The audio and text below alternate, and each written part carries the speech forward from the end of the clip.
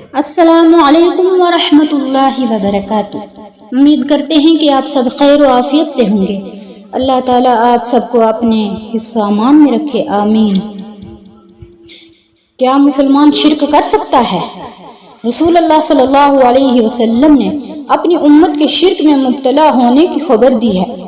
اس کا معنی ہرگز نہیں ہے کہ امت محمدیہ صلی اللہ علیہ وسلم کا کوئی شخص مشرک نہیں ہوگا، بلکہ اس سے مراد یہ ہے کہ سارے کے سارے مسلمان کوئی شریک کا عقیدہ نہیں بنائیں گے، یعنی کوئی بھی مشرک نہیں ہوگا، کوئی بھی اپنا عقیدہ شرک کا نہیں بنائے گا اور شرک جیسے ظلم عظیم سے محفوظ رہیں گے۔ عقبہ بن عامر رضی اللہ تعالیٰ عنہ بیان فرماتے ہیں کہ نبی کریم صلی اللہ علیہ وسلم نے شہداء احد کی نماز جنازہ پڑھی، پھر آپ صلی اللہ علیہ وسلم نے منبر پر رونق افزا ہو کر اس طرح نصیحت فرمائی جیسے کوئی زندوں اور مردوں کو نصیحت کر رہا ہو۔ آپ صلی اللہ علیہ وسلم نے فرمایا، میں حوض کوثر پر تمہارا پیش رو ہوں، اور اس حوض کا عرض اتنا ہے جتنا مقام اہلیہ سے لے کر جفا تک کا فاصلہ ہے۔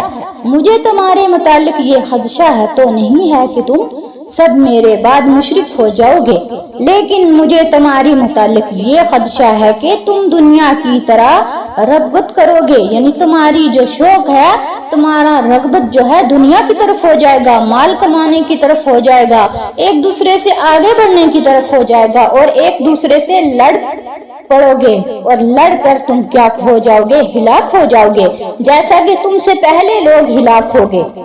حضرت عقبہ فرماتے ہیں کہ میں نے اس موقع پر رسول اللہ صلی اللہ علیہ وسلم کو آخری بار منبر پر دیکھا تھا۔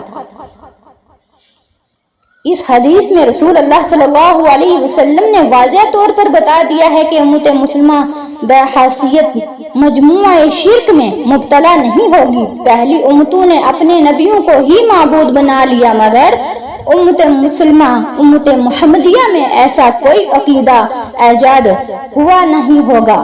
تاہم اگر کوئی شخص واقعتاً اللہ تعالیٰ کی ذات و صفات اور افعال و اسماء میں کسی کو شریک ٹھہرائے تو وہ مشرک ہے۔ اللہ ہم سب کو اس ظلم عظیم سے بچائے، آمین۔